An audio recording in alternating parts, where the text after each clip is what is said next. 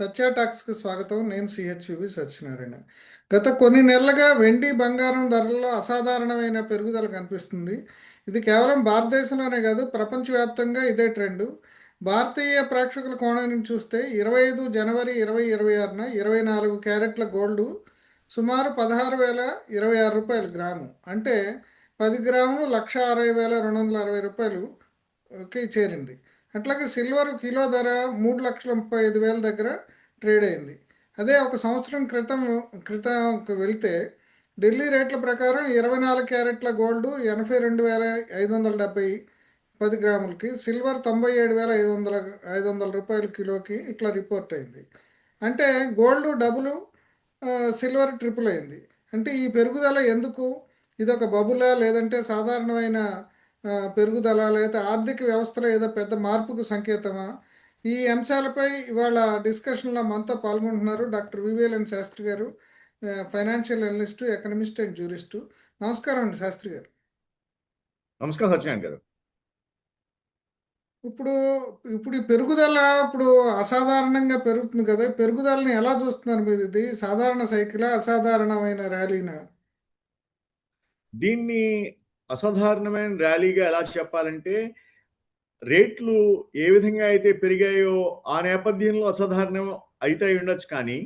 కానీ ఇది ఎక్కువ అధిక సంభావ్యతతో కూడిన ర్యాలీగా మనం చెప్పాలండి. ఎంచేతంటే కొన్ని నెలలు లేదా ప్రక్రియల వల్ల కొంచెం కదిలే ట్రెండ్ అయితే కాదంటాను నేను. ఎంచేతంటే గత 1 ఇయర్ నుంచి చూస్తే గోల్డ్ సిల్వర్ ధరలు 2 సార్లు లేదా అంతకంటే ఎక్కువ పెరిగాయి. మీరు చెప్పినట్లుగా 2x times gold, 3x times silver పెరిగాయి. అది ఒక పెద్ద విషయం. అంతేకాకుండా సిల్వరు $100 ఓజెడ్ పైకి వెళ్ళడం కూడా ఒక విశేషం. ఇది కేవలం ఇండియాలో వస్తున్న డిమాండ్ వల్ల కాదు, ఇంటర్నేషనల్ మార్కెట్లో కూడా ఇదే స్ట్రాంగ్ మూమెంట్ మనం చూస్తున్నాం. దీనికి ఏం చెప్పాలంటే, ఒకటి సేఫ్ హెవెన్ డిమాండ్. ప్రపంచ ఆర్థిక అస్థిరత ఎప్పుడైతే నెలకొని ఉందో, స్టాక్స్లో స్లైడ్స్ అండ్ స్వింగ్స్, వాలటిలిటీ ఎక్కువగా ఉందో, చాలా ఇన్వెస్టర్లు ఈ ప్రెషస్ మెటల్స్కి ఇన్వెస్ట్మెంట్ ఆల్టర్నేటివ్గా చూస్తున్నారు. ఇది సామాన్య సహజమైన ఇన్వెస్టర్ సైకాలజీగా కూడా మనం అభివర్ణించవచ్చు. ఇంకోటి ఏంటంటే కరెన్సీ అండ్ ఇంపోర్ట్ కాస్ట్. రూపాయి బలహీనపడడం వలన ఇంపోర్టెడ్ గోల్డ్, సిల్వర్ ధరలు ఎక్కువగా పెరుగుతున్నాయి. భవిష్యత్తులో బడ్జెట్లో కూడా డ్యూటీ మార్పులు కూడా ఒక విధమైన స్పెక్యులేషన్ని వీటి ధరల పెరుగుదలకి పెంచడంలో ఉపయోగపడుతున్నాయి. అంతేకాకుండా ఇండస్ట్రియల్ డిమాండ్ సిల్వర్కి ఒకసారిగా పెరిగింది. ఏం చేస్తుందంటే సిల్వర్ ప్రస్తుతం కేవలం ఆభరణాల కోసం మాత్రమే కాదు, ఇండస్ట్రియల్ డిమాండ్కి కూడా ఒక ముడి సరుకు కింద మారాయి. ఎలా అంటే సోలార్, ఈవీ, డేటా సెంటర్లలో ఈ సిల్వరు ముడిసరుగ్గా ఉపయోగపడుతుంది. అందుకు ఇవన్నీ కూడా ఒకేసారిగా ఈ మధ్యకాలంలో రావడంతో దీని డిమాండ్ కూడా పెరుగుతూ వస్తుంది. ఇక ఇది నార్మల్ సైకిల్ అవుతుందా అనేటువంటి ప్రశ్నకి జవాబుగా నేను ఏం చెప్తానంటే, ఇది ప్రస్తుతానికి అయితే బబుల్గా కన్ఫర్మ్ కావట్లేదు. అంతేకాకుండా మార్కెట్ అస్థిరత risk, trade risk, return of మోడల్స్ని మనం చూసినట్లయితే ఇది ఇంకా పైకి వెళ్ళే అవకాశాలు ఉన్నాయి. అంటే ఇంకా రేట్లు పెరిగే అవకాశాలు ఉన్నాయి అన్నట్టుగా మనకి మోడల్స్ ప్రకారం, అంటే ఈ ప్రొజెక్టెడ్ మోడల్స్ ప్రకారం మనకి కనబడుతోంది ట్రెండ్. సో దీనికి మనం దిశ ఏ విధంగా చెప్పచ్చు అంటే సేఫ్ హెవెన్ యాజ్ ఎక్స్ప్లెయిన్డ్. దానికి finance, geopolitical uncertainty, local impact లో రూపాయి డ్యూటీలు, ఇండియా డిమాండ్, సిల్వర్ ఇండస్ట్రియల్ రోల్లో విశేషంగా సిల్వర్ ఎందుకు ఎక్కువ పెరుగుతుందో నేను ఇండస్ట్రియల్ ట్రెండ్ లో మీకు ఎక్స్ప్లెయిన్ చేశాను అనమాట. వీటన్నిటి కారణంగా కూడా ఇవి పెరుగుతున్నాయండి. అదే ఇప్పుడు మీరు ఆల్రెడీ సిల్వర్ గురించి కూడా చెప్పారు. అంటే సాధారణంగా బంగారం పెరుగుతూనే ఉంటుంది, ఇప్పుడు సిల్వర్ కూడా పెరగడానికి ఇండస్ట్రియల్ యూజ్ కారణం అని చెప్పేసి చెప్తున్నారు మీరు, అంతే కదా? అవునండి. ఇప్పుడు భారతీయ ప్రేక్షకుడి దృష్టిలో డాలర్ రూపాయి కదలిక గోల్డ్ సిల్వర్ ధరలపై ఎటువంటి ప్రభావం చూపిస్తుందండి? ఈ చెప్పే ముందు మీరు ఇందాక చేసిన ఒక అబ్జర్వేషన్ కి సమాధానంగా చెప్తా, తర్వాత క్వశ్చన్లోకి వెళ్తాను. ఏంటంటే గోల్డ్ అనేది ఎప్పటి నుంచో భద్రతా ఆస్తి కింద, విలువ నిలుపుకునే మెటల్ కింద మనం చూస్తూ వచ్చాం. కానీ సిల్వర్ పరిస్థితిని ఎప్పుడు కూడా మనం కొంచెం ఇన్ఫీరియర్ మెటల్ కింద చూస్తూ వచ్చాం. అదే కానీ సిల్వర్ ఇప్పుడు ఒక ఇన్వెస్ట్మెంట్ మెటల్ కింద తయారైంది, ఒక ఇండస్ట్రియల్ మెటల్ కింద తయారైంది. రెండు కలిసిన మెటల్ గా సిల్వర్ ఎమర్జ్ అయింది. నేను ఇందాక చెప్పినట్లుగా దీన్ని సోలార్ ప్యానెల్స్ లో ఉపయోగిస్తున్నారు, ఎలక్ట్రికల్ వెహికల్స్ లో ఉపయోగిస్తున్నారు, డేటా సెంటర్ లో ఉపయోగిస్తున్నారు, 5G AI సర్వర్స్ కూడా ఇవి ఉపయోగించవలసిన అవసరం ఉంది. ఇవన్నీ సిల్వర్ లేకుండా పనిచేయవు. అంచేత ఒకవైపు ఇన్వెస్టర్ల భద్రత, కొంత స్పెక్యులేషను, మరోవైపు ఇండస్ట్రీ భారీగా వినియోగము, ఇవన్నీ కలిపి సిల్వర్ ధరని బాగా పెంచాయని చెప్పి మనం చెప్పాలి సార్. ఇది చెప్పిన తర్వాత ఇప్పుడు మీరు అడిగిన ప్రశ్నకి అదే కదా, అండి. ఇప్పుడు డాలర్ రూపాయి కదలిక గురించి చెప్పండి. డాలర్ రూపాయి కదలికలో భారతదేశం గోల్డ్ సిల్వర్ని ఎక్కువగా ఇంపోర్ట్ చేస్తుంది సార్. డాలర్ బలంగా ఉంటే రూపాయి బలహీనంగా ఉంటుంది. ఉదాహరణకి అంతర్జాతీయ మార్కెట్లో గోల్డ్ ధర మారకపోయినా రూపాయి బలహీన పడితే భారత్లో ధర ఆటోమేటిక్గా పెరుగుతుంది. ఇది ఒక ఎక్స్చేంజ్ రేట్ ఎఫెక్ట్ అన్నమాట. గత ఏడాదిలో రూపాయి డాలర్తో పోల్చితే బాగా ఒత్తిడిలో ఉంది. దాని ప్రభావం గోల్డ్ సిల్వర్ రెండింటిపైన కూడా నేరుగా పడింది. అందుకే ప్రపంచంలో ధర పెరిగింది అన్నమే కాకుండా మన కరెన్సీ పరిస్థితి కూడా ఈ ధర పెరుగుదలకు మన ఇండియాలో ఎక్కువగా తోడ్పడింది అని చెప్పి మనం చెప్పాలండి. ఓకే అండి. ప్రపంచవ్యాప్తంగా అనిశ్చితి పెరిగినప్పుడు గోల్డ్ సేఫ్ హేవన్ అంటారు. 2026కి వచ్చేసరికి ఏ అంశాలు ఈ అనిశ్చితిని పెంచుతున్నాయి? అనిశ్చితి అంటే ఇక్కడ ఏ పర్స్పెక్టివ్ లో చూడాలంటే సార్, యుద్ధ భయాలు. ఇప్పుడు మీకు ఎక్కడ చూసినా యుద్ధ భయాలే. రష్యా యుక్రెయిన్ వారు, అదేవిధంగా ఇరాన్ మీద ఎప్పుడు పడతారు, గాజా స్ట్రిప్ మీద ఇజ్రాయెల్ వారు, అదేవిధంగా ట్రంప్ ఏ విధంగా అయితే అర్ధరాత్రి వెళ్ళి చేసి ఆ వెనిజులా అధ్యక్షుడిని, అతని భార్యని అమెరికా తీసుకొచ్చేసాడు. అదేవిధంగా ఇప్పుడు క్యూబా మీద కూడా క్యూబాను కూడా ఎక్వైర్ చేయడానికి ప్లాన్స్ నడుస్తున్నాయని చెప్పి తెలుస్తోంది. అంతేకాకుండా గ్రీన్ ల్యాండ్ మీద కూడా ఎక్విజిషన్ ప్లాన్స్ నడుస్తున్నాయని చెప్పి తెలుస్తోంది. ఇదంతా కూడా యుద్ధ భయాలకి దారితీస్తోంది. అంతేకాకుండా ఈ యుద్ధ భయాలతో పాటు అన్ని ఒకసారిగా ట్రంప్ తీసుకుంటున్నాడు తన మీదకి. ఏ విధంగా అంటే ట్రేడ్ వార్స్, టారిఫ్స్ ని రోజు రోజుకి మారుస్తూ, క్షణానికి మారుస్తూ ట్రేడ్ వార్స్ కి దారి ముందుకి తీసుకొస్తున్నాడు. అంతేకాకుండా వీటన్నిటి మూలంగాను రాజకీయ అస్థిరత అనేటువంటిది మొత్తం వరల్డ్ ఓవర్ ఒక గ్లూమీ సిచ్యువేషన్ కింద మారిపోయింది. దాని మూలంగానే మార్కెట్ క్రాష్ భయాలు కూడా ఇన్వెస్టర్లు పెరిగాయి. ఈ పరిస్థితుల్లో ప్రజలు స్టాక్స్ మీద నమ్మకం తగ్గించుకుంటున్నారు. అప్పుడు వాళ్ళు అడిగే ప్రశ్న ఏంటంటే ఒకటి, నా డబ్బు సేఫ్గా ఎక్కడ ఉంటుంది? దానికి సమాధానం ఏంటంటే గోల్డ్ అండ్ సిల్వర్. ఎందుకంటే గోల్డ్ని ఏ ప్రభుత్వం ప్రింట్ చేయలేదు, ఏ ఇన్ఫ్లేషన్ ఇంపాక్ట్ చేయలేదు, ఎవరు పట్టుకుపోరు. అదేవిధంగా ఏ బ్యాంక్ డిఫాల్ట్ ఎకనామిక్స్ డౌన్ అవడం వల్ల అయినప్పటికీ కూడా గోల్డ్ అనేటువంటి దాని యొక్క విలువ అలాగే ఉంటుంది. అందుకే ప్రపంచం భయపడితే గోల్డ్ వెలుగుతుంది, సిల్వర్ మెరుస్తుంది అని అంటారండి. ఓకే అండి. ఇప్పుడు సామాన్యుడి విషయానికి వద్దామండి. సాధారణ కుటుంబం ఇప్పుడు పెళ్ళిళ్ళు, ఆభరణాలకి కొనుగోలు చేయాలనుకుంటే ఇప్పుడున్న రేట్ల దగ్గర కొనొచ్చా? లేదంటే వెయిట్ చేయాల్సి ఉంటుందా? అంటే ఇది మన ఫైనల్ సలహాగా కాదు, ఒక జనరల్ గైడెన్స్గా చెప్పండి. తప్పకుండానండి. ఇక్కడ మనం ఒక లైన్ క్లియర్ గా డ్రా చేయాలండి. ఒక లక్ష్మణ్ రేఖ లాంటిది డ్రా చేయాలి దీంట్లో. ఎలా అంటే గోల్డ్ ని మనం ఇన్వెస్ట్మెంట్ గా చూస్తేను, గోల్డ్ మనం అవసరం కోసం చూస్తేను, అది రెండు వేర్వేరు విధానాలుగా ఉంటుందన్నమాట. గోల్డ్ ని ఇన్వెస్ట్మెంట్ గా చూస్తే మనం కొనొచ్చా అంటే మార్కెట్ ట్రెండ్ తో పాటు స్పెక్యులేటివ్ ప్రాఫిట్స్ కోసం, ఈవెన్ ఇఫ్ ప్రిపేర్డ్ లాసెస్ కోసం దాన్ని ఇన్వెస్ట్మెంట్ గా చూడొచ్చు. అయితే అవసరం కోసం అయితే మాత్రం వేరే విధంగా చూడాలి. ఏం చేద్దంటే పెళ్ళిళ్ళు, ఫ్యామిలీ అవసరాల కోసం అయితే పూర్తిగా మనం ఇప్పుడే కొనేయచ్చు, భవిష్యత్తులో ఇంకా పెరిగిపోతుంది అనేటువంటి టైమింగ్ అయితే మనం స్పెసిఫిక్గా చేయలేము. కానీ నా ఉద్దేశం ప్రకారం ఒకేసారి పూర్తి బడ్జెట్తో ఫ్యామిలీ పెళ్లి అవసరాల కోసం కొనకుండా దశల వారీగా కొనడం అనేటువంటిది మంచిది. ఏం చేస్తుందంటే మార్కెట్లో ఈ ఈటీఎఫ్స్ వల్ల, మార్కెట్ ట్రెండ్స్ వల్ల వాలటాలిటీ ఎప్పుడు వస్తూనే ఉంటుంది. ఆ volatility demand and supply function కాబట్టి ఈ గోల్డ్ ప్రైసెస్ తగ్గుతూ ఉంటాయి మధ్యలో. అలా తగ్గినప్పుడు కూడా మనం యావరేజ్ అవుట్ చేసుకుని టైమింగ్ చేయకుండా ఒక దాన్ని ఏమంటాం మనం ఫేసెస్లో మనం ఆ గోల్డ్ని మన ఇంటి నిమిత్తం కొనుక్కోవచ్చు అని చెప్పి నా యొక్క అభిప్రాయం.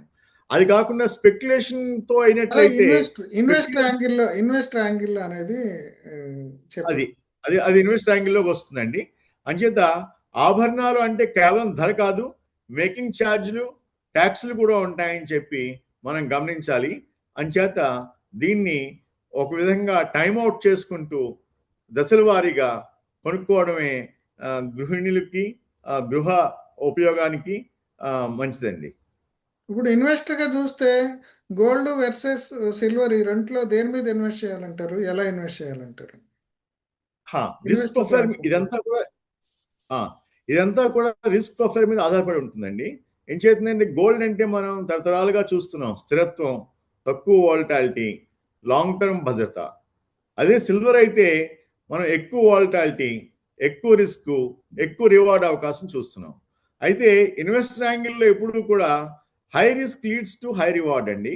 So high risk leads to high reward అనే సెగ్మెంట్లో సిల్వర్ ఉంది కాబట్టి ప్రస్తుతం కన్జర్వేటివ్ ఇన్వెస్టర్లకి అయితే గోల్డ్, రిస్క్ తీసుకునే ఇన్వెస్టర్లకి అయితే సిల్వరు ఐడియాలజికల్గా మంచి ఇన్వెస్ట్మెంట్స్ అండి. కానీ రెండు మిక్స్ చేస్తే అది బ్యాలెన్స్డ్ ఇన్వెస్టర్ యొక్క పోర్ట్ఫోలియో అవుతుందండి. అంచేత సిల్వరు నా ఉద్దేశం ప్రకారం హై రిటర్న్ ఇచ్చే ఇప్పుడు ఒక ఇన్స్ట్రుమెంటు. కారణం ఏంటంటే ఒక పక్క ఇండస్ట్రీ డిమాండ్ ఉంది, దానికి అండర్లైన్ డిమాండ్ ఉంది, దాంతోపాటు స్పెక్యులేటర్ ఇంట్రెస్ట్ ఉంది, దాంతోపాటు దానికి కూడా ఎలివేషన్ వచ్చింది ఒక విధమైన లాంగ్ టర్మ్ ఇన్వెస్ట్మెంట్ మెటల్ కింద. ఇవన్నీ చూసినట్లయితే ఎక్కువ రివార్డ్ వచ్చేది సిల్వరు, స్థిరత్వంతో కన్జర్వేటివ్ రివార్డ్స్ ఇచ్చేది గోల్డ్. బట్ రెండు కొనుక్కున్నట్లయితే మిక్స్ చేస్తే ఒక బ్యాలెన్స్డ్గా వెళ్తుందండి.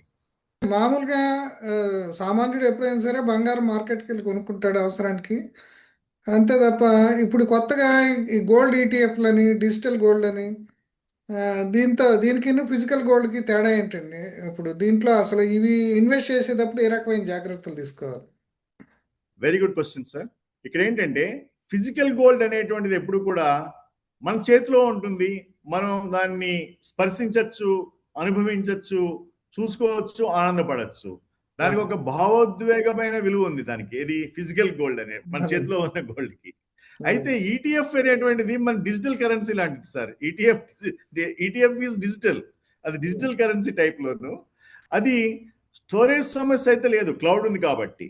అదే కానీ ప్యూరిటీ సమస్య అయితే కూడా లేదు. ఎందుకంటే అది పేపర్ అది క్లౌడ్ లో ఉంటుంది కాబట్టి, అది డిజిటల్ లో ఉంటుంది కాబట్టి. అదే లిక్విడిటీ సమస్య కూడా లేదు, ఎక్కువే. దాంట్లో లిక్విడిటీ కూడా ఎక్కువే ఈటీఎఫ్స్ కి. కానీ పెళ్లికి సంప్రదాయాలకి సత్యనారాయణ గారు మనకి ఫిజికల్ గోల్డ్ కావాలి, ఈటీఎఫ్లు పనిచేయవు. ఓకే. అదే ఇన్వెస్ట్మెంట్ కోణంలో అఫ్ కోర్స్ ఈటీఎఫ్లు అనేటువంటివి సులభతరం చేయబడ్డాయి. స్పెక్యులేటర్స్ ఎవరైతే ఉన్నారో వాళ్ళు ఈటీఎఫ్లకి వెళ్ళాలి. అవసరాలు ఎవరికైతే ఉన్నాయో పెళ్లిళ్ళ నిమిత్తం, గృహ కార్యక్రమాల నిమిత్తం, వాళ్ళు మాత్రం ఫిజికల్ గోల్డ్కి వెళ్ళాలి సార్. ఆ విధంగా వాళ్ళు బైఫర్కేట్ చేసుకోవాలి సార్. అదే అంటే అసలు డిజిటల్ గోల్డ్ అంటే ఏంటి? అవేంటండి ఇన్స్ట్రుమెంట్స్ గురించి చెప్తాను. Good question sir. ఈటీఎఫ్ అంటే మన gold ETF gold bees, silver bees ఇవి అంటున్నారు కదా, వాటి గురించి కొంచెం చెప్తాను. చెప్తాను తప్పకుండా. ఇప్పుడు ఈటీఎఫ్ ఎక్స్చేంజ్ ట్రేడెడ్ ఫండ్స్ అని చెప్పి, ఎక్స్చేంజ్ ట్రేడెడ్ ఫండ్స్ ని లో ఈ గోల్డ్ ని, సిల్వర్ ని, వీటిని కూడా ఇంట్రడ్యూస్ చేశారు. దీనివల్ల ఏంటంటే మీరు గోల్డ్ కొనక్కర్లేదు, మీరు గోల్డ్లో పెరుగుతున్న ట్రెండ్ని చూసి ఈరోజు గోల్డ్ కొని ఒక 10-15 రోజుల తర్వాత పెరిగిన తర్వాత అమ్మేద్దాం అనుకున్నట్లయితే మీ దగ్గర గోల్డ్ లేకుండానే అది ఒక డెరివేటివ్ కింద, ఇన్స్ట్రుమెంట్ కింద మీరు కొని దాన్ని మళ్ళీ ట్రేడ్ చేసేస్తారు పెరిగినప్పుడు. ఒకవేళ తగ్గిపోతుంటే మీ లాస్ని కట్ చేసుకుని దాన్ని మళ్ళీ అమ్మేస్తారు, ఆ లాస్ని స్క్వేర్ ఆఫ్ చేసేసుకుంటారు.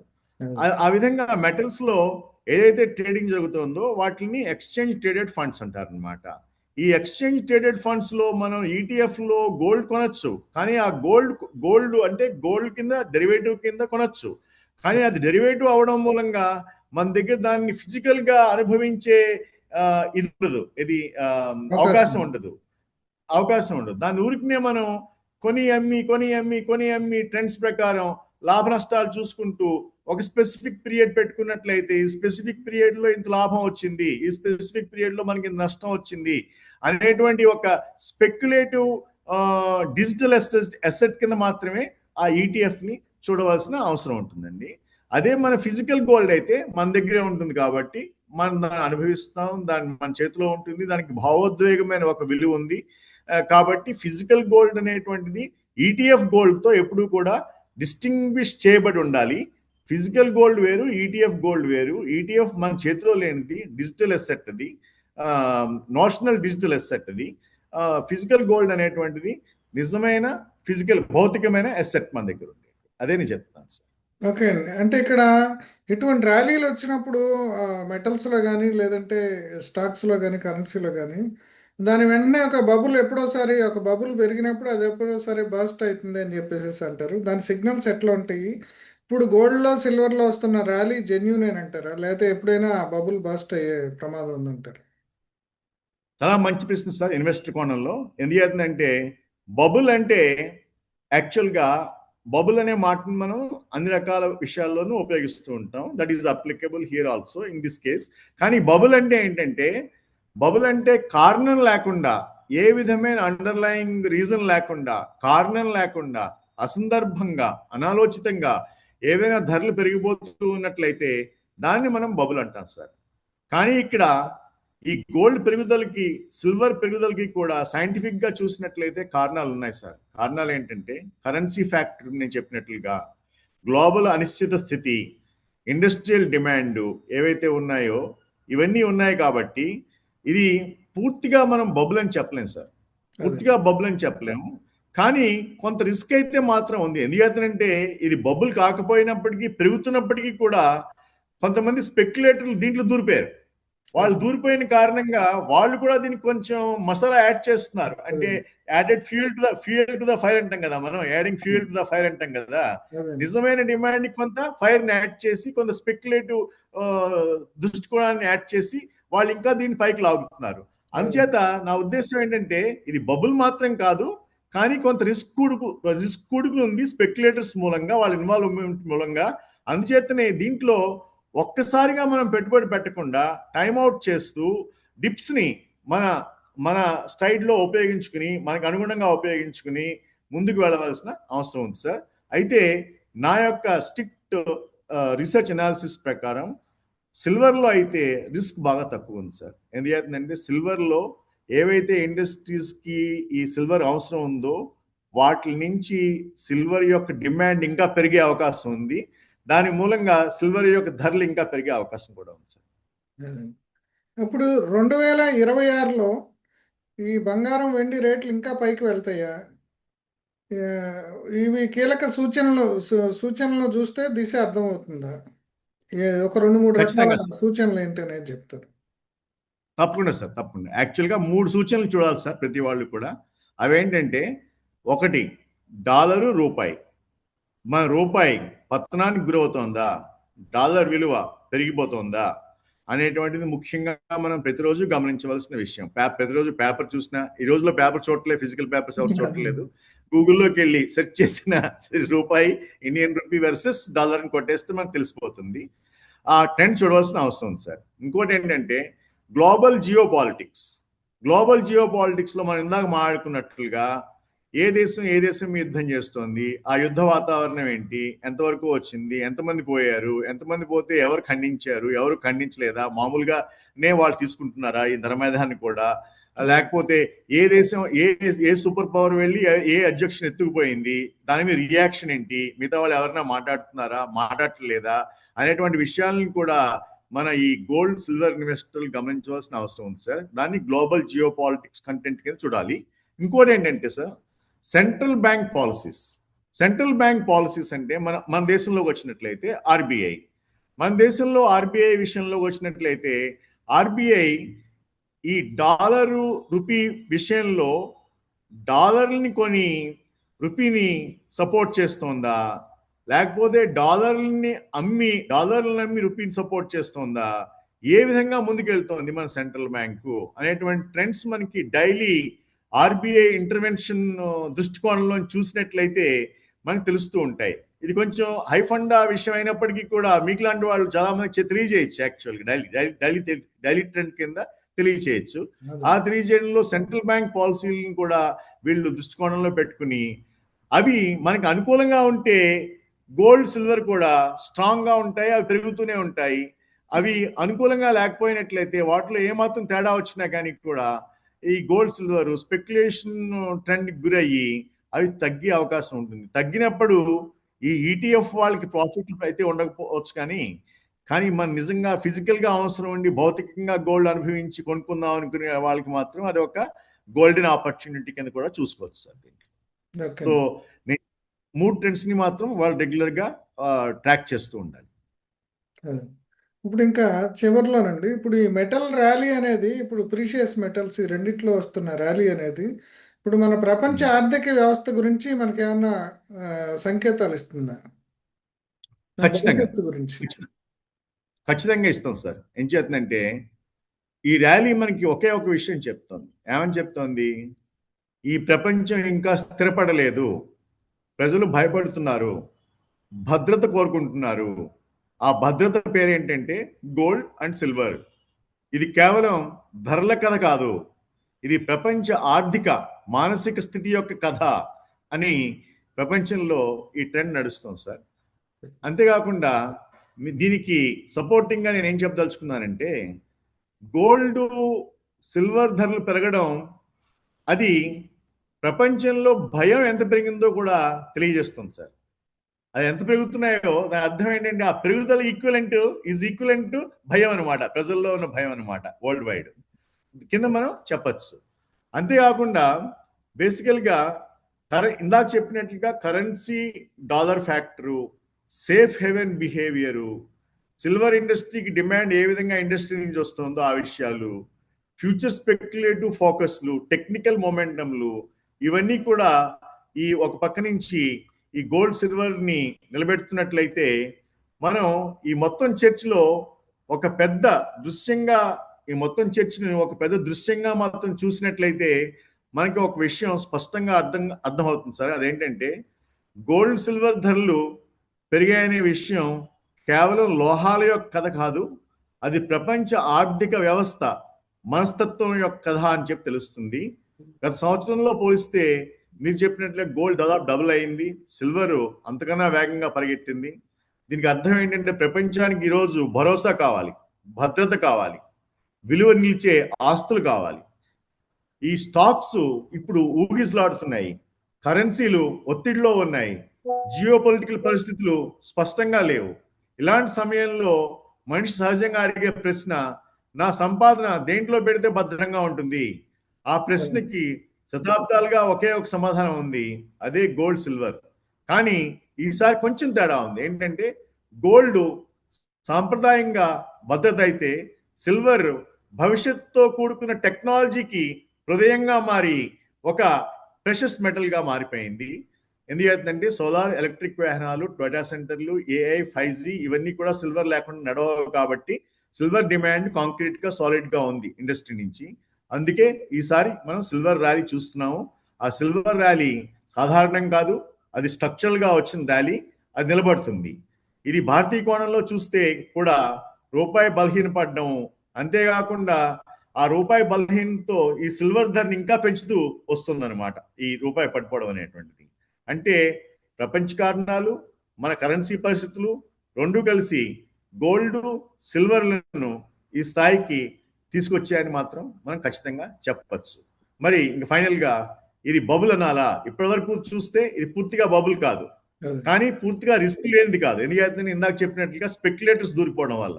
అందుకే మనం ఒక విషయం గుర్తుంచుకోవాలి, గోల్డ్ సిల్వరు త్వరగా ధనవంతులను చేయడానికి కాదు, కానీ కష్టకాలంలో మనల్ని నిలబెట్టడానికి మాత్రం అని చెప్పి ఇన్వెస్టర్లు గుర్తుపెట్టుకోవాల్సిన అవసరం ఉంది. చివరిగా సామాన్య భారతీయ కుటుంబానికి మనం ఏదైనా ఒక సందేశం చెప్పాలంటే, ఇది భయపడి కొనాల్సిన సమయం కాదు, కానీ ఆశలో మునిగి దూకాల్సిన సమయం కూడా కాదు. ఆలోచించి